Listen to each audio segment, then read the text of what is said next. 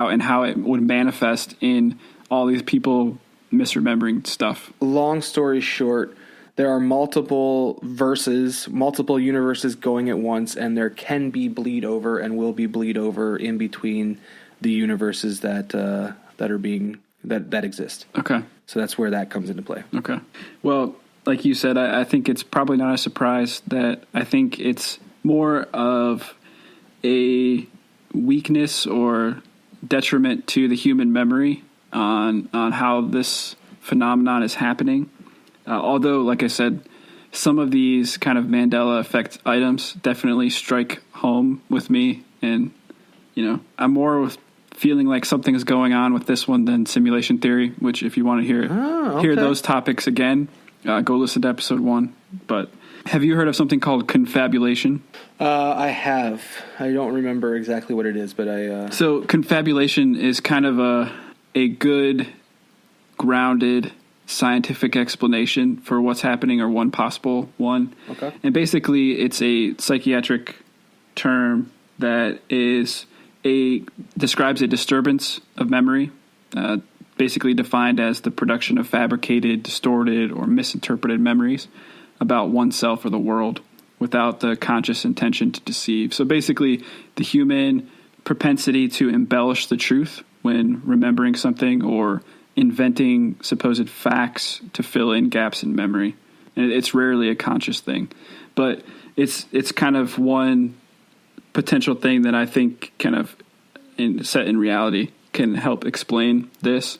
To further go on, there's a doctor named Daniel Schachter who kind of articulated the 7 sins of memory. Interesting. That kind of also, I think, come into play here. And I mean, we don't have to go through all of them. That's probably a whole nother podcast if we wanted to, but some of them, are obvious, like transience is one of the sins, basically weakening or loss of memory over time. I mean, so if we think about like the Berenstein, a lot of the ones we mentioned were like older, like when we were kids type things, right? So, I mean, time obviously impacts the memory. I mean, you can't really dispute that. That's a fact. Right. But how do you rectify, or I guess reconcile, how do you reconcile the mass scale that it is? I mean, I understand that, yeah, some of this stuff was in the past, or some of this stuff, is just too far gone to maybe you can just have doubt that it actually is happening. But how do you come up with the fact that, like, Mirror Mirror versus, Magic Mirror is a great example of, like, that movie's still shown today. People still watch that movie today. That's probably one of the most prominent, Mandela Effect things.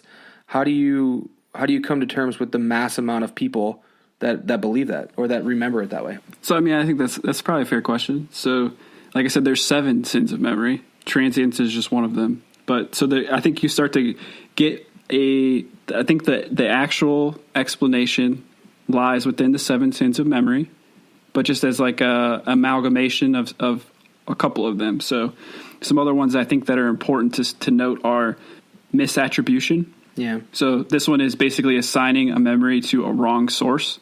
Like when you tell someone a story and they think that someone else told it. Yeah, but again, like that becomes your personal thought process, and then how do I can't wrap my head around how mass amounts of people without a massive amount of stupidity involved.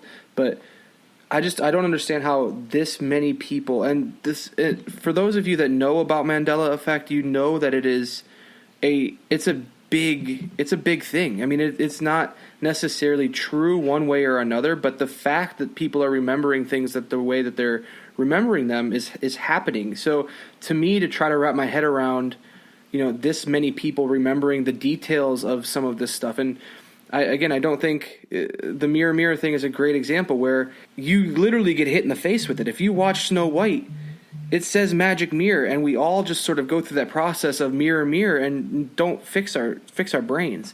And there's nobody in this whole, that believes in mirror, mirror that has ever watched Snow White recently and said, wait, what the fuck is happening? Right? We're still all thinking mirror, mirror, myself included. I've read that fucking book to Ellie 100 times.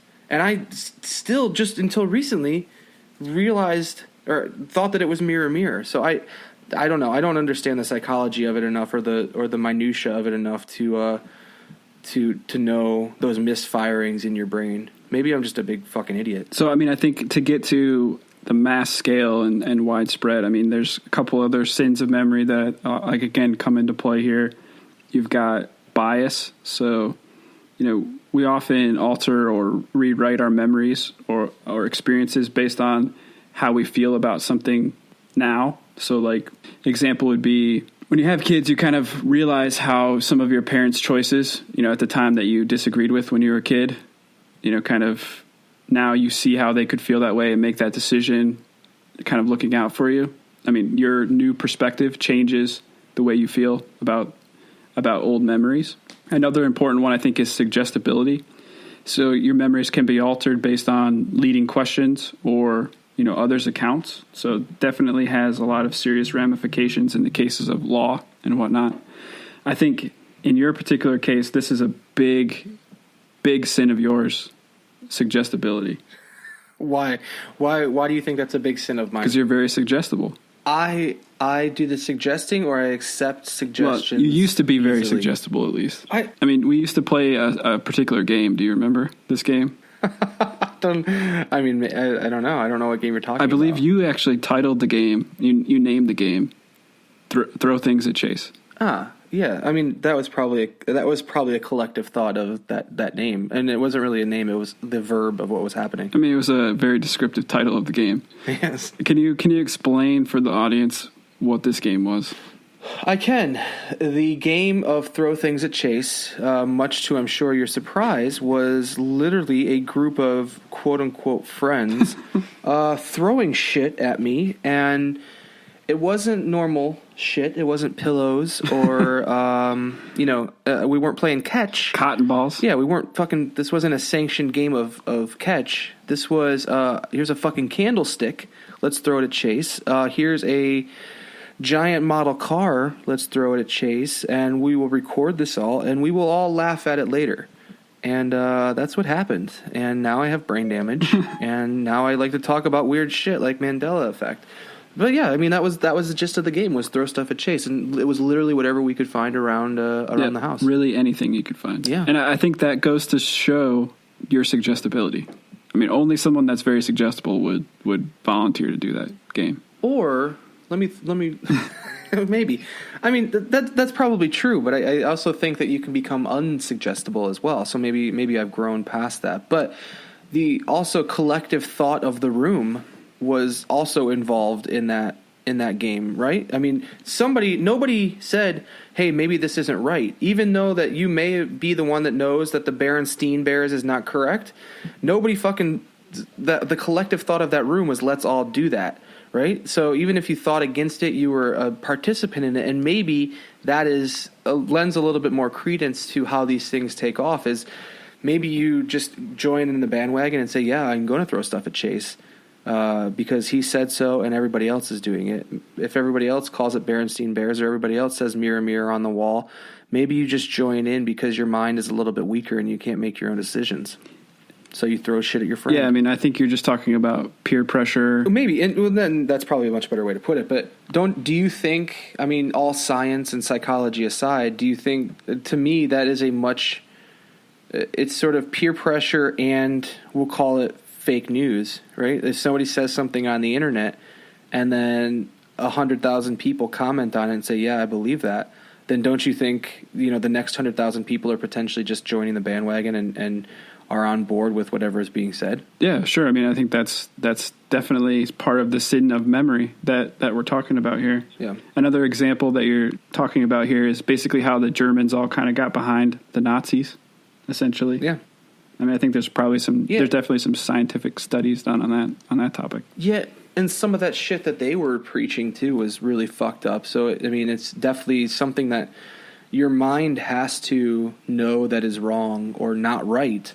And even though you're still included in this giant, collective thought process now, it's sort of, and that's probably a great example of what the hell's going on, is people got behind Hitler and all of his thoughts and all his Aryanness and all of that stuff, and people still went along with it and accepted it as a thought. So it's weird.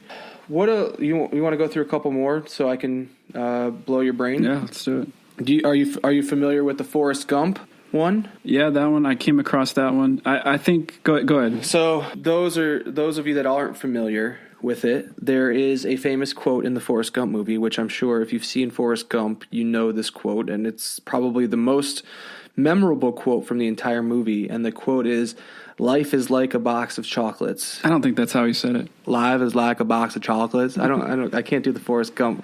Life is like a box of chocolate. That's not what he said, by the way. Well, that isn't. You are correct. That's not what he said. What did he actually say, Adam? Since you were the Forrest Gump fan club president. Treasurer. Sorry. But life was like a box of chocolates. Yeah, and again, to me, you never hear, and you can go back and watch Tom Hanks do interviews about Forrest Gump and talk about this quote, and everything that shows this in the movie is life is like a box of chocolates, or everybody that talks about this scene in the movie is life is like a box of chocolates. In reality, if you go back and watch the movie, it's life was like a box of chocolates. And whoever's running this fucking simulation went back and changed that shit many years ago, because it's definitely life is like a box of chocolates. No, I disagree. So I think on this one, I think the accent is important because he has a really heavy Southern accent, right? Okay, so you're saying that the difference between is and was? Yeah, I mean, if you go back and listen to it, I don't think you can be definitively convinced that it's either one. I don't know, but again, it doesn't matter. It doesn't matter what it actually was. The fact that so many people have gone through life thinking that it's life is like a box of chocolates instead of life was like a box. First of all, that fucking line doesn't make any sense. I don't understand why it was written like that. So whoever fucking fixed the movie back in the day that's running this multiverse that we live in, go back and fucking fix it and make it make sense. Why does it make sense? It's like a box of chocolate. You never know what you're going to get next. Yeah, but he's talking in the past tense. That's why it's life was. He's in the current he's in the current tense talking about past tense stuff. And why was his mom talking to him and saying life was like a box of chocolates? Is his mom a ghost? Yeah, because the first part of that quote is Mama always said. Yeah. In the past tense, life was. It makes perfect sense. I don't know what you're talking about. No, all I'm saying is that whoever fixed that fucking movie to just fuck up the whole Mandela effect, please go back and make it right, because one, it doesn't make any sense, and two, we've all accepted as humanity that it's life is like a box of chocolates. And I just literally bought a T-shirt that says life is like a box of chocolates because I'm a funny guy. Well, send that shit back because it is wrong. I'm gonna have to send it back now. So, but I don't know. It's just another one of those fucky things that like. It doesn't click until you go back and watch, and you're like, what the hell is my life? You don't even know what life is anymore. Life was like a box of chocolates. Do you want to... So we can... we've both talked about our love and affinity for religion in these last... We've talked about on the podcast now. We've done 5 episodes of the podcast, and I think 2 or 3 of them we've talked about... It's come up once or twice. Yeah. How we are probably the worst Christians on earth. But... one of the biggest mind-blowing facets of the Mandela Effect, and maybe you're familiar with this or maybe you're not, so my apologies if I'm repeating stuff to you, but are you familiar? You're not familiar with the Bible. Like, I am not a person that has read the Bible from front to back. No, I mean, I've read parts of it, yeah. Yeah. So there's a section in the Bible, or whatever the fuck Bible sections are. A book in the Bible? Whatever they're called. There's a book in the Bible that is called, or that's named, labeled, whatever the hell they're called. John. Isaiah. Okay. Isaiah. And I'm gonna fuck this up too. So people that are hugely religious listening to this podcast, my apologies. I am not hugely religious, and I'm not gonna open up a Bible and quote this directly. I just want to bring home the point for this, so don't hang me from the cross. But. In Isaiah, in the Bible, there's a portion, and I'll paraphrase just because it says, "The lion shall lay with the lamb," or something along those lines, and that is the general accepted terminology. I mean, you don't have to be hugely religious or hugely into the Bible to use that phrase. I've used that phrase. I had no fucking idea where it came from. I